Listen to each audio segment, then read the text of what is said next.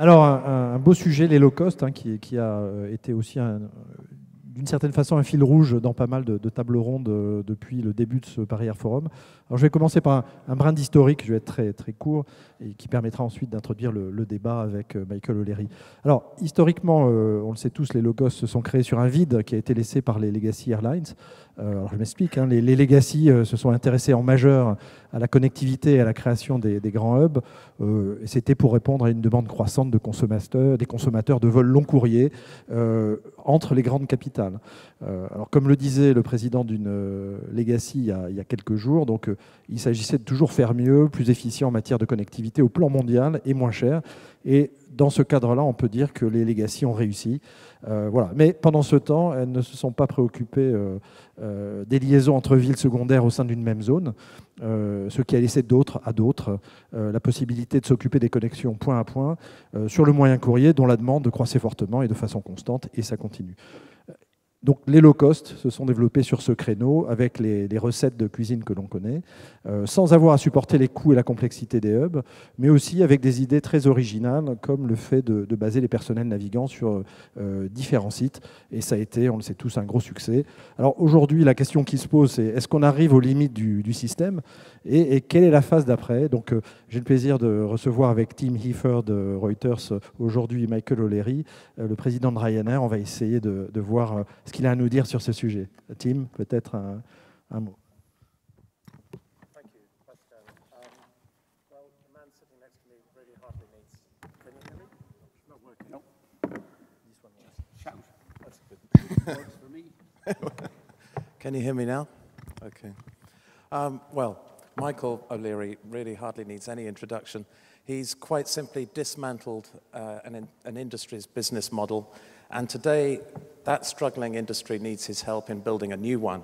Perhaps that's because Michael is a rare breed in Europe. He's the ultimate entrepreneur, so much so that the then late leasing legend Tony Ryan had to actually buy him out of his newsagent's business in order to persuade him to go and work for Ryanair, which at the time was the poor relation of the group.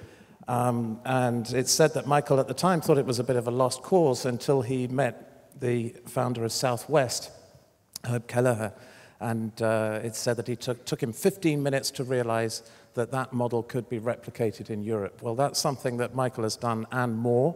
He's become the first airline to carry more than 100 million passengers, and by 2024 he will have doubled his passengers in a decade. And I'll just finish this introduction by saying that when Michael was embarking on this mission over 20 years ago, he presented this low-cost, fast turnaround model as nothing less than the salvation of aviation in Europe. And in fact, he's gone even further. He told one interviewer that his company brings millions of British and other tourists to the beaches of Spain, Greece, and Italy, where they copulate in the interests of pan-European peace. And in that context, it will be especially interesting to hear Michael's views about Brexit. He's been one of the most vocal leaders of the campaign to remain in the EU. So, Michael O'Leary, welcome to Paris Air Forum. Let me pick up on what Pascal has suggested. Is the low-cost business model really maturing? Is it running out of runway? What comes next? Great. Okay. Good afternoon, ladies and gentlemen. To Pascal and to Tim, thank you for that very warm introduction. I was struck by the new invention of the snow machine in Schiphol Airport. I would plan not to invest in it because if you believe all the predictions about global warming, there won't be any snow in Schiphol Airport for much of the next 50 years. What you'll need is some kind of thing for clearing away the sunshine or reducing the heat. There is so much more growth in the low-fare air model here in Europe that really I can't begin to understand where we go next. This summer we'll carry 115 million passengers. The fleet is about 350 aircraft, all under the age of 6. We've now ordered 350 more aircraft in from Boeing. They'll be delivered over the next 8 years. And with that, we expect to nearly double in size from 90 million passengers last year to about 180 million passengers. Because in almost every market in which we operate, the demand coming from the airports for growth is almost insatiable.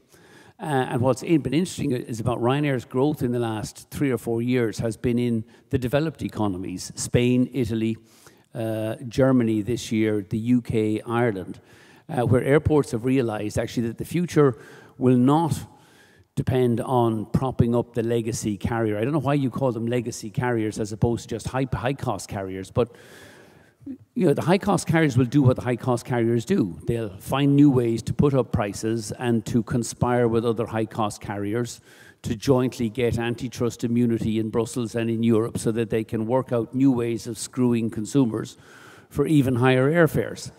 What that creates is a huge ceiling under which really low-cost carriers, and there is only one low-cost carrier in Europe. There's a lot of mid-price carriers, but there's only one truly low-cost carrier in Europe, which is Ryanair, will continue to expand very rapidly. And I think what's changed most in the industry in the last 5 years is the realization among the primary airports that, shit, we'd better get into this business, or we need some toehold in this business. Otherwise, if our growth is dependent for the next 10 years on Air France or Lufthansa, or their failing kind of subsidiaries, German Wings, Euro Wings, or whatever wings you're calling it this week, just because you don't want to call it Lufthansa because you're afraid it'll go bust in the next couple of years, you better find a way to get some other low-cost carriers in there because there's so much growth you can have at an average fare of 100 euros. But there's an awful lot more growth that airport can have without investing in new facilities or expensive capex at an average fare of 50 euros or 40 euros. So I think the future in Europe is remarkably bright, with a couple of exceptions. Firstly, you know, the trend of coming out of Brussels for re-regulation. You know, deregulation has been a spectacular success. In fact, one of the reasons we're campaigning so actively in the UK for a Remain vote is that low-fare air travel and cheap holidays is one of the few things you can explain to British citizens that Europe has delivered for you. And yet you look at the regulations coming out of Brussels in recent years, they're all adding to costs. They've done nothing to tackle things like governments taxing air travel, and it's extraordinary the extent to which governments who should know better, like as in Spain, in Italy, where you have very high youth unemployment in the Mediterranean regions, tourism is the one industry that creates jobs quickly for young people, or entry-level jobs. Most of us got our first job in a restaurant, a bar, or a hotel. They're taxing air travel. Whereas in actual fact, what they should be doing is reducing the cost of air travel by requiring airports to lower their fees in return for growth, scrapping air travel taxes, and promoting more traffic, tourism, and visitor numbers, because that's what's going to get young people back to work. And now I have absolutely no idea what the first question was. Please don't clap. That only encourages me, and you don't want to encourage me. I was asking whether the low-cost industry has effectively become middle-aged, running out of room for growth, but I think you've answered that very vividly. I don't think it hasn't become middle-aged. I think the low-cost industry continues to be very revolutionary. I have never been more excited than I am at the moment for the future of low-cost air travel for a couple of reasons. One, in the next 5 years, mobile technology is going to totally transform the travel experience.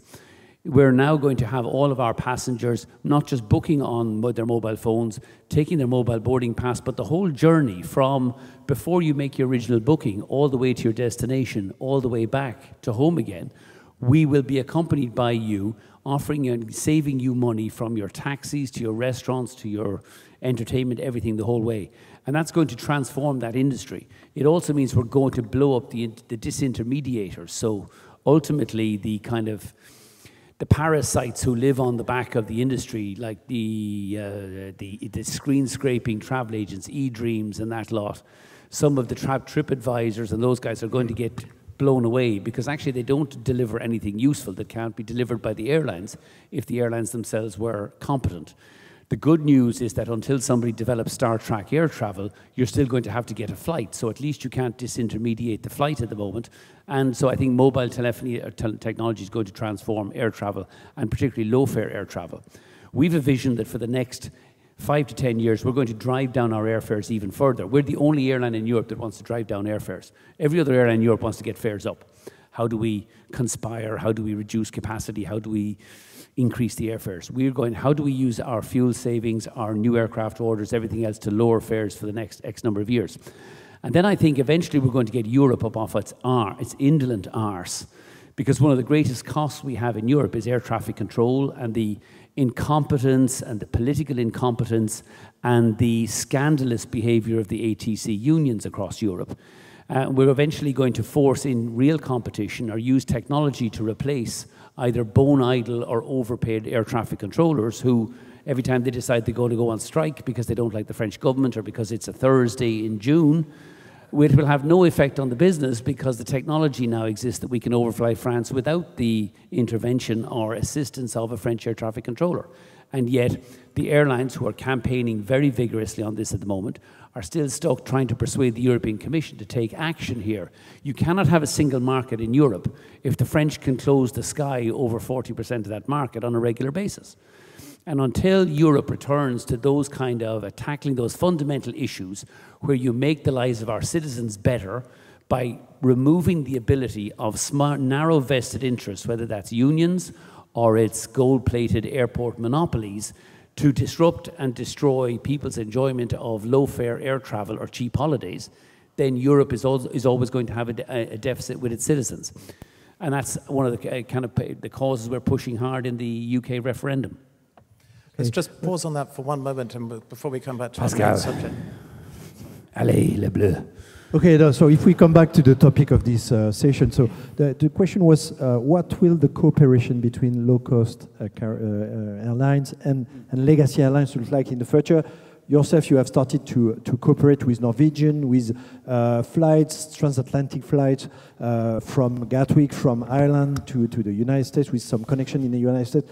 Does it mean that the model is changing, shifting? Do you see a change in the profitability equation because of some saturation of the current setup, or what? No. I mean, I think what's interesting at the moment, and we're in a very interesting juncture in the history of the legacy or the high-cost carriers. You know, the philosophy of Air France, Lufthansa, IAG or BA for the last number of years, and for that I include every other flag carrier in Europe, has been long haul makes money, short haul loses money, but short haul feeds long haul, so we have to serve short haul. We'd wish it didn't lose money, but long haul makes money, and so we can keep putting up the prices on long haul. And they still do that today. It's an extraordinary statistic. I recently did an investor relations trip in the States, and to buy a ticket from London to New York would have cost me, in business, would have cost me about £6,000 one way, or return. But if I connected from Dublin into London, the cost came down to about £3,000. Why? Well, because the BA or IAG have to compete against Air France or KLM or for a connecting passenger. But if you originate in London, they know they have you by the balls, and so they'll just charge you whatever number they think of that day. I think what's really interesting, though, is that the Gulf carriers are now fundamentally threatening that long-haul, profitable business model. The Gulf carriers are terrific. You know they're terrific and they're doing a good job because Lufthansa and Air France is now lobbying actively to prevent them, you know, continuing to grow and expand in Europe. And if Lufthansa and Air France are lobbying against it, it must be good for consumers. So they should be encouraged. We should welcome the Gulf carriers in here. I mean, look at it, they're keeping Alitalia and Air Berlin and a lot of other cripples alive, which is very good for my business in the medium term anyway. The last thing I want to see is Alitalia go bust. I want to see Alitalia gradually decline over a 20-year period where some fool pays the check of 300 or 400 million a year to keep them alive and then commissions Giorgio Armani to redesign the uniforms, like Alitalia's uniforms have been the problem for the last 40 years.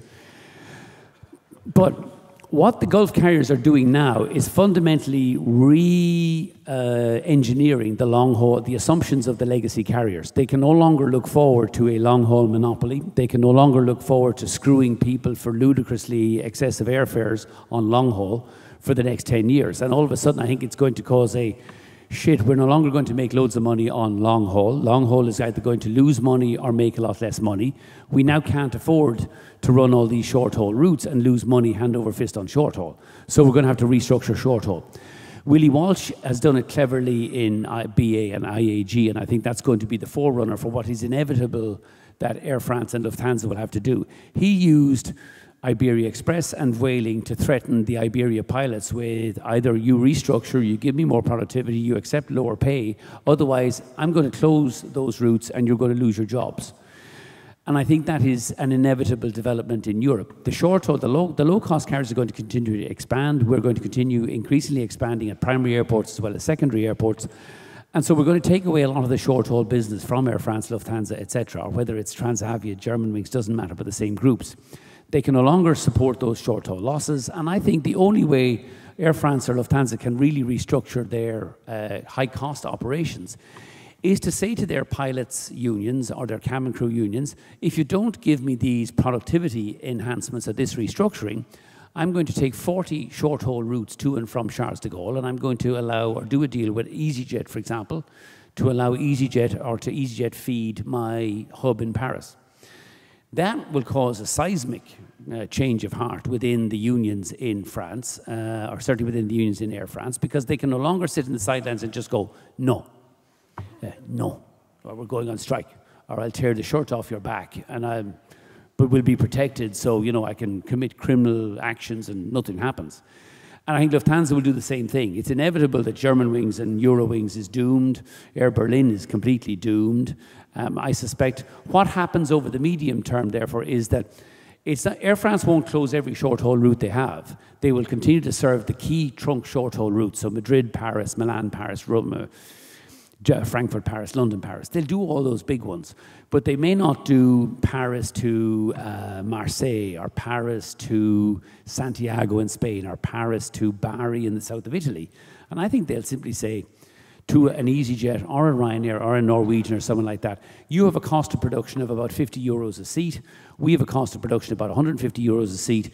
We want to buy your seats. We want you to come in under our flight numbers and operate those 50 routes using Air France's slots at Charles de Gaulle and operate those routes. And then they'll turn around to their pilots and their cabin crew and say, unless you give me these fundamental restructures and reforms, I'm going to take out 40 aircraft out of my fleet. I'm going to make you lot redundant. You're losing your jobs. And that's going to be the way they will ultimately get that kind of reform. So it's not a question. We haven't, by the way, yet reached agreement with Norwegian. We're in talks with a number of other airlines. But it's the fact that Willie Walsh has done this with Vueling and Iberia Express already within both Iberia and within BA. He'll continue to do it in BA. I think Vueling will show up in Gatwick in the not too distant future and will be used as a way to put pressure on both BA's short-haul costs out of Gatwick and also put some pressure on EasyJet. Lufthansa will finish up doing with somebody, whether it's a Ryanair or it's a Norwegian, I don't really care. And that is, I think, one of the ways that EasyJet and Norwegian, who can't compete with Ryanair on cost or on price, will find a way of growing in the next number of years by beginning to feed those long-haul airlines. Will Ryanair feed a long-haul airline at some point in the next number of years? Yes, it's inevitable we will. I think it's more likely to be an Aer Lingus in Dublin, or maybe it's a BA in Gatwick, but not because we want to feed them per se. It's because they'll want our much lower cost seat operations to staunch the losses in their current loss-making short-haul operations. Can we expect further consolidation within the low-cost airlines in Europe? Because maybe there are too many. Someone will have to do something about that. Will it be the legacies, or will it be you, for instance? Are you ready to do that, or is it useful? I think, again, if you go out over the 5-year periods, some consolidation is inevitable. It's not likely while oil stays at $40 or $50 a barrel, because even the cripples look like they can run a business profitably with oil at $40 or $50 a barrel. But when oil goes back up, or there's some other shock to the system, or oil goes back up to $70 and $80 a barrel, and the people who are barely breaking even at $40 or $50 a barrel suddenly start to lose money again, then I think there will be consolidation. Will Ryanair play a role in that consolidation? I don't think so. Firstly, because we have so many new aircraft on order, we're making so much money, we're likely to keep pushing into markets, certainly in Central Europe where Wizz are, into Scandinavia where Norwegian are. But I think the consolidation you'll see over that medium-term period will be the evolution of 5 major airline groups, that is IAG, Lufthansa, Air France, Ryanair and EasyJet. I think the consolidation, though, will not be low-cost carrier to low-cost carrier. I think what's more likely to happen is say, and you know, I'm making this up as I go along, but Lufthansa will start taking feed from, say, Norwegian, and is more likely to buy Norwegian, so that it has a really low-cost operation within the Lufthansa family, and maybe they close down Germanwings and Eurowings, which are doomed to failure. Or Air France might ultimately buy a stake in EasyJet, and so I think that consolidation is inevitable, but it's more likely to be between the legacies and the low-cost carriers. I struggle to see, and you know, our experience in the past of on 3 separate occasions trying to buy Aer Lingus, and it's extraordinary.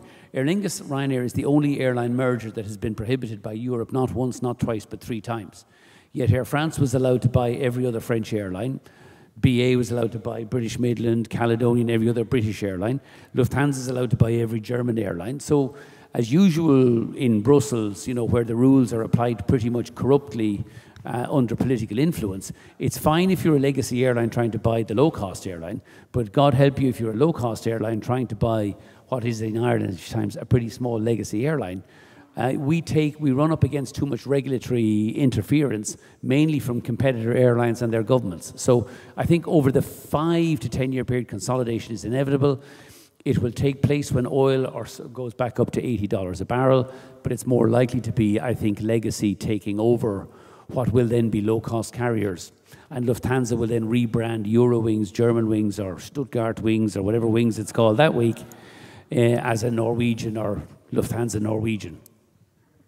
Michael, if those regulatory problems that you've described didn't exist, would you still be thinking, just on pure business logic, of buying a company like Aer Lingus or another traditional company to secure your future growth? Yeah, I mean, we would have bought Aer Lingus. I mean, I don't need Aer Lingus to secure my future growth. I mean, when we made an offer for Aer Lingus, it was carrying 10 million passengers. That was 7 years ago.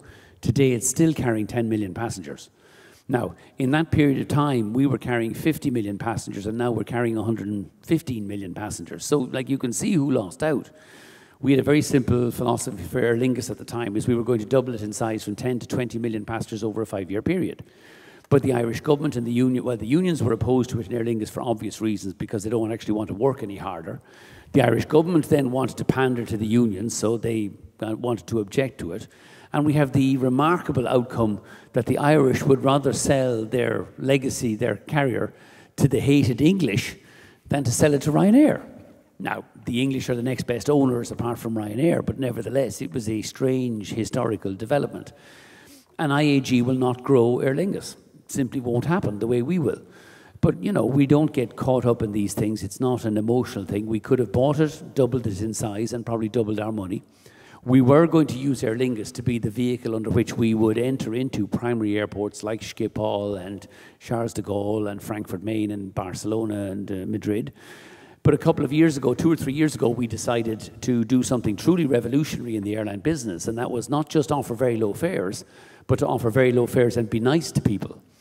And that being nice to people has not alone allowed us to enter into many of Europe's primary airports, but it has been truly transformative of our business. In the last 2 years of being nice to people, my traffic has gone up from 80 million to 115 million, and my profits have doubled from 600 million to 1.2 billion a year. As I keep saying, if I'd only known that being nice to customers was so good for my business, I would have done it years ago. But I'm still learning as we go along. Could you see in the future just everyone having the same business model? You go up market, be nice, the others unbundle, trade down, and you just compete on price? No, there's absolutely no question of that happening. I mean, the reason it won't happen is because in the next 5 years, we're going to be nicer and nicer to customers, but we're going to keep lowering airfares. And it's our ability to keep lowering airfares that is ultimately going to blow up the legacy carriers and the other so-called low-fare airlines. They won't disappear, but we have no intention of conspiring with them to move to some middle point of the market, because I want to make more money in the next number of years by lowering prices aggressively and doubling my traffic.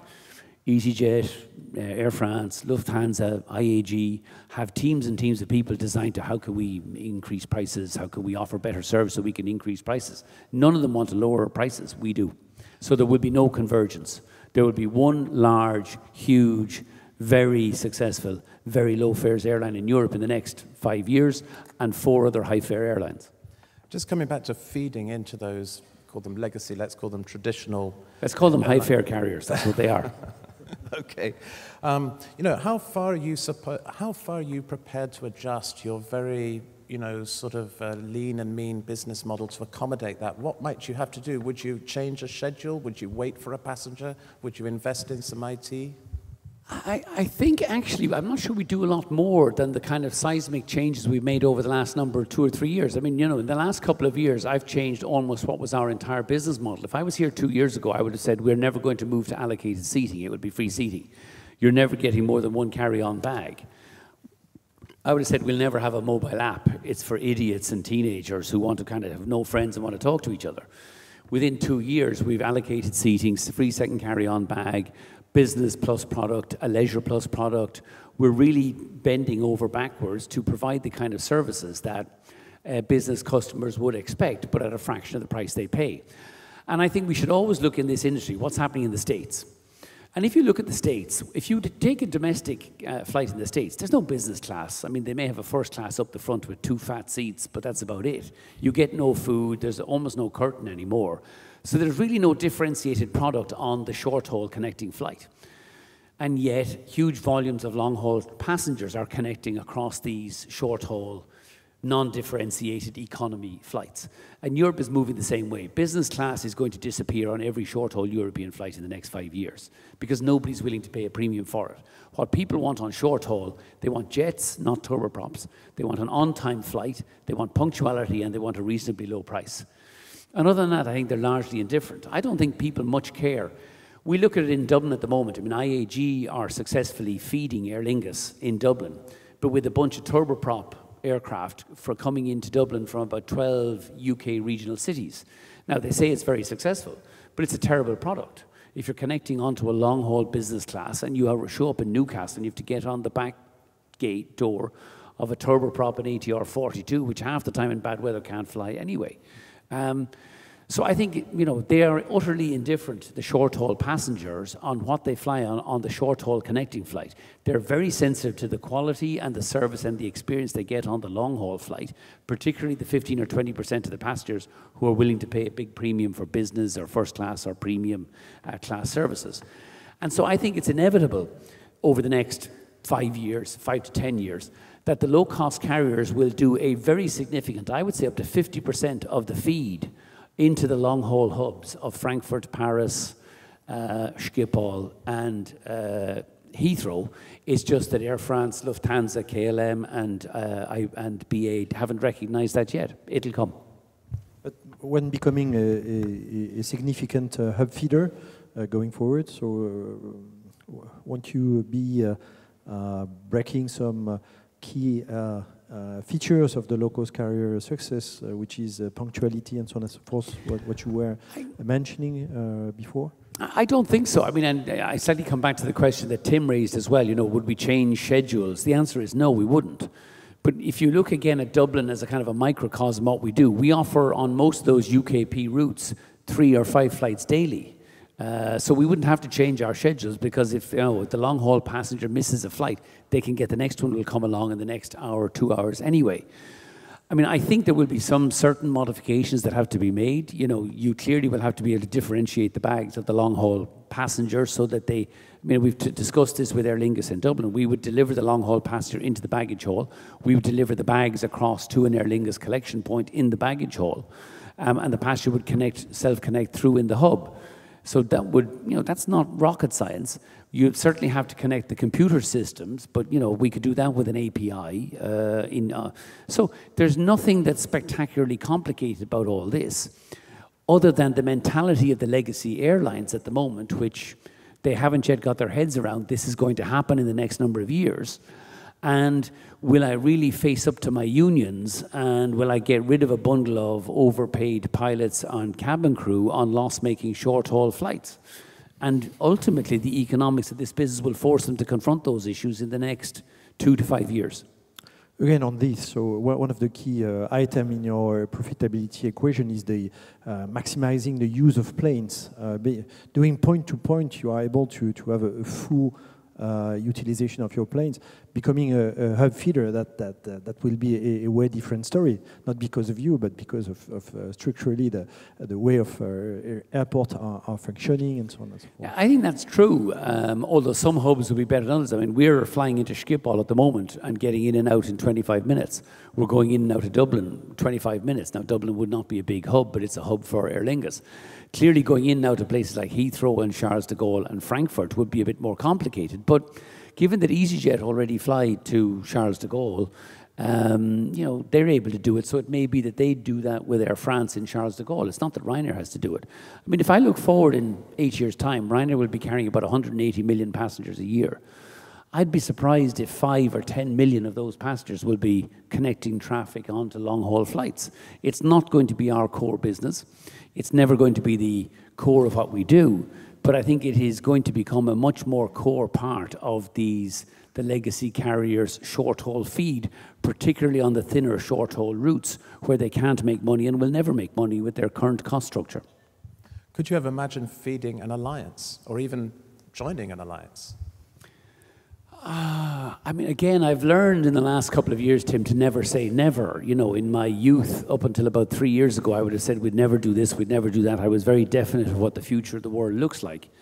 Now I've learned to be a little less certain and a little more open-minded. So I would think it's unlikely that we would want to join an alliance. I can't see any reason to join an alliance. You know, I'm going to grow from 90 million passengers last year to 180 million passengers the next 8 years.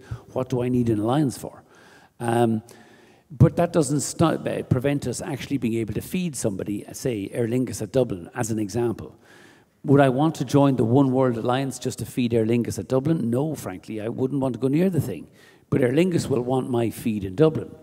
Would that, and the reason I wouldn't want to join an alliance, because I could then possibly feed a KLM in Schiphol, for example, or you could feed into possibly you could feed into Lufthansa in Munich or something. So I don't foresee, and I'm not sure that the alliances are really going to sustain themselves over the medium term anyway. I mean, the alliance is very old thinking. We'll all feed people across a hub, and then we'll connect them into your hub, and you'll connect them onto the other partner's hub. Like, people don't want to go through hubs anymore. Increasingly, the long-haul business is going much more point-to-point with long-haul, narrow-bodied aircraft. You look at what, for example, United are doing out of the hub in Newark.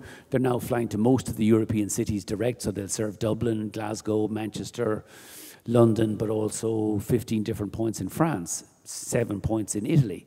And I think that's going to become more and more the way people will want to travel, which opens up more opportunities for a low-cost carrier like Ryanair that serves all of those non-hub airports to offer feed into the long-haul carrier. I mean, for example, we're the biggest airline in Milan. We're the biggest airline in Rome.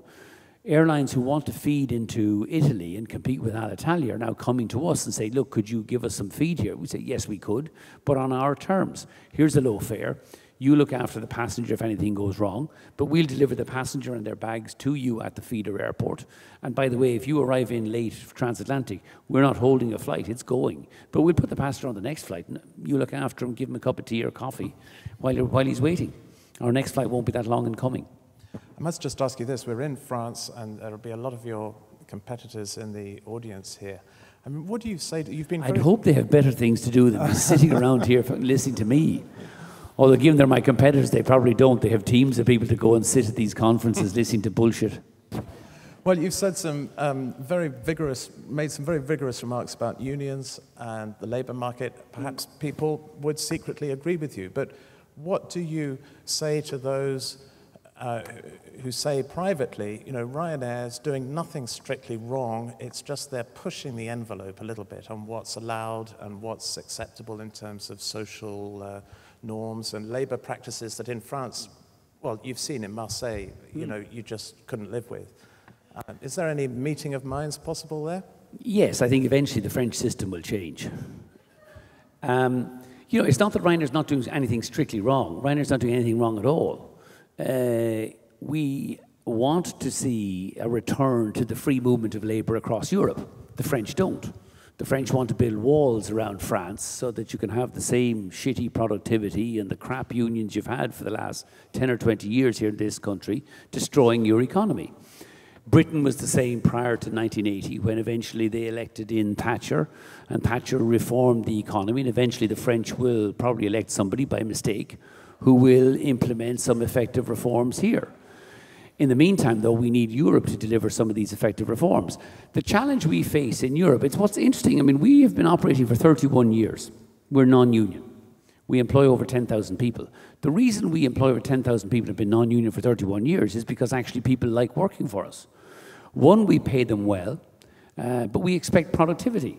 And we're not going to tolerate a lack of productivity or some kind of social bullshit in France that you can, you know, with the greatest respect, and I love France dearly, but you can't stay in university until you're 35 and then retire at 37 and expect the state to pay for you. We expect you to work, and we like working. And ultimately, Europe is going to compete, and Europe is going to get more efficient. I think what happened, like, the issue we have, the Irish passed a legislation, which is the same legislation for almost every European country, which is if you're flying on an Irish registered aircraft, pilots or cabin crew, you must pay your tax in Ireland. Now, it's legislation that was introduced by the French and the Italians about in the early 1960s to catch labour on the cruise ships. Because the cruise ships were all sailing around the Caribbean or the Mediterranean saying, oh, I don't work in France or Italy anymore, I'm working in the Caribbean. And they passed the legislation to say you must pay tax. If you're a mobile transport worker, you pay tax in the country where your employer is registered. We do exactly that, and the Irish government requires us by law to do that. It's not because we are a low, I mean, Ireland has a reputation as having a low tax, and we have low corporate tax at 12.5%, but we have very high and very penal tax for labour, where on 35,000 euros you reach the highest rate of tax, which is 57%, on just 35,000 euros. Our pilots today, our captains are earning between 140 and 170,000 euros. But they work on average about fly about an average of 830 hours a year, which is about 18 hours a week. The legal limit in Europe is 900 hours, which is about 19 hours a week. So no pilot is going to fall out of the sky or fatigue flying 18 or 19 hours a week, although the unions would have you believe they will. What we believe, and then the French, because they don't like the European free movement of labour, pass a decree under Sarkozy, a so-called right-wing government about a couple of years ago that says, but if you live in France, you must pay your tax in France. So we have the difficulty that our people under Irish law must pay their tax in Ireland, and then if they're resident in France, they must pay their tax in France, which means if you've paid 57% in Ireland, and then you pay another 52% in France, basically you get no money at all. And it's very difficult, even in Ryanair, to persuade people to fly for no money at all. So we will not have people based in France, but that's not the issue for us. The big challenge for us is what are you going to do about air traffic control and the air traffic control unions, who are now, on Thursday, tomorrow, will have their 55th days of strike in the last 10 years, and who routinely close the skies over Europe when we're supposed to have a single market. The technology exists to allow overflights to take place over France without the intervention of a French air traffic controller, and Europe will not impose those on France. Yet in France, the impact of those strikes are minimized through minimum service obligations. So the French suffer the least kind of disruption as a result of those strikes, but all the other airlines flying between Ireland, the UK, Italy and Spain suffer all the cancellations. It's manifestly unfair, and something needs to be done. And frankly, we need to take out the air traffic control unions and say, screw you, you can go on strike as long as you like, but we're no longer willing to allow the skies over Europe to be shut down because you lot don't like your present government, or you don't like something else, or it's a Thursday in June and you feel like going on strike. So Europe brings us on very neatly to a subject very important to you. 2 days away from the UK referendum, the polls are moving back towards in. Are you feeling more confident? No, I'm feeling less confident. I wish the polls were moving more towards exit, and then you could frighten everybody on the Remain side to go out and vote. The real danger, look, I still think and believe that I think the Remain side will win. If you look at the history of British elections, the Scottish independence referendum last year, when it looked like Scotland was going to vote for independence, all the businesses finally got up off their backsides in the last couple of days and said, we're moving to London if you vote for independence. And actually, it was quite a strong vote in favour of independence. When it looked like they might elect a crazy Labour government last year, the sensible people think It's about the economy, and they voted in the Tories again.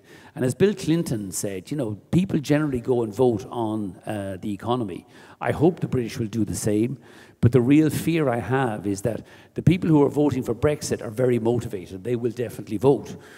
The people who don't know or will vote Remain are likely to be less motivated to vote, and therefore if there isn't a big turnout, they may not go and vote. The other thing is the youth, who are very strongly pro-Europe, and I think it's one of the things we should be very optimistic about in Europe, is that our generation is generally useless. We've made a balls of Europe, we've made a balls of the economy, but there's a young generation under 30 coming along who are very pro-European, who have flown all over Europe thanks to Ryanair's low fares, and I think will be much more successful in running Europe in the next 20 or 30 years than our generation have been. What's the concrete risk, the biggest danger to your company from Brexit? I think the danger to our company in the short term is the one that's the danger to everybody else, is it will cause a huge and I think really serious economic downturn. It will fundamentally undermine the European project. I think if the Brits vote to exit, I think the European Union as a project is doomed. I think they will inevitably be followed by others. And so I think we will have in a 2 or 3 year economic downturn of huge uncertainty that would be very bad, not just for the UK economy, but for the European economy, which is already struggling at the moment. Over the long term, everybody will work their way through it. But in the short term, a 2 to 3 year period, I think would be very damaging for the UK and the European economy. In my business, a lot depends on what the exit looks like. And that's the problem with some of the lunatics who are leading the exit side. I mean, you have Michael Gove, you know, a journalist who has never employed one person in his life or run anything, not even a sweet shop, advocating we'll leave Europe and we'll leave the single market and be like Albania. You've Boris Johnson, who, well, 2 years ago he was in favour of the single market, now he's not so sure. And then you've Nigel Farage, who's complete imbecile anyway, has no economic policy worthy of the name, advocating that you do something, you jump off a cliff, because it'll be better. I mean, I was at a debate in the House of Parliament a couple of weeks ago with some very leading figures on the Remain side and on the exit side, and all they can argue is immigration, it'll give us control of our borders. To which I said, well, what are you going to do about the border between the Republic of Ireland and the north of Ireland? Oh, no, we'll leave that one alone because, you know, there's always been common travel across that. Well, what do you do with Scotland? When Scotland has another independence referendum because they want to stay in Europe, are you going to rebuild Hadrian's Wall? Well, no, we'll make an exception of that as well. Like, so basically, none of you have thought about what happens on Friday, the 24th of June. They're all, I mean, I would not go anywhere. I certainly, I mean, if there were 3 politicians that you would be less likely to follow, with the exception of maybe Sinn Féin in Ireland, it would be Boris Johnson, Michael Gove and Nigel Farage. Because if the 3 of them were trying to drive a bus, it would be going around in circles as they change their minds on an ongoing basis. And fundamentally, if you look at it, I think Cameron's reforms are reasonably productive. I think they have been reasonably successful, although much maligned in the UK. And I think Europe will learn, even if Britain votes to remain. I think Europe, certainly in Brussels, has had a wake-up call that if you guys in Brussels don't get up off your fat, useless arses and start improving the single market and improving the lives of Europe's citizens, this thing is going to fall apart. Before opening the floor to the audience, maybe one last broader question. So we have been living a low oil price period over for the last couple of years. The sector globally, the traffic of the sector globally has grown 6.5% last year. There is a forecast to have a steady growth over the next 20 years. We have more or less 35,000 new aircraft to be delivered over the next 20 years. One question that was debated today was, is there a bubble in it or not? So do you believe this is sustainable, robust growth over those next 20 years? What could stop that? Your vision? Yeah, there's no such thing as sustainable, robust growth in the airline industry, although there have been a number of changes in recent years. Firstly, a huge amount of the aircraft production is going to North America and Europe. So it's going to Latin America, Indian subcontinent, the African continent, which I think will be a home for a lot of aircraft in future, and to Asia. There are certain markets in Asia that are growing too fast at the moment. But you're not going to see the same capacity explosion across Europe and in North America as you would have had in the past in the boom and bust cycles. Secondly, lower oil prices is going to lead to lower airfares, and we see that already this year, you know, where airfares are falling precipitously across Europe. Some of it is terrorism related, but also it's that there is a tendency for fares and yields to lag 12 months behind oil prices. So fares will keep falling. That will sustain strong traffic growth in Europe for the next year or two, although at less profits than I think the airlines are predicting. I think over the next number of years, the industry will continue to bump along between a boom and bust cycle, and the well-run airlines will do well out of that, and the non-well-run airlines will go boom, bust, boom, bust, boom, bust. But I think there will be much, you know, there's a kind of concern in Europe at the moment there'll be huge capacity growth. I think that's overdone. I think in Europe, the airlines, a lot of the airlines don't have strong balance sheets, like Air France, like Lufthansa. Some of the legacy carriers will not survive the growth or competition with the likes of Ryanair in the next number of years, and there will be some consolidation there. So again, I think we should be reasonably optimistic. I think the industry in Europe will do well over the next 5 to 10 years, but within that 5 to 10 year period, there will be periods of boom and periods of bust. Merci beaucoup. Je crois qu'il est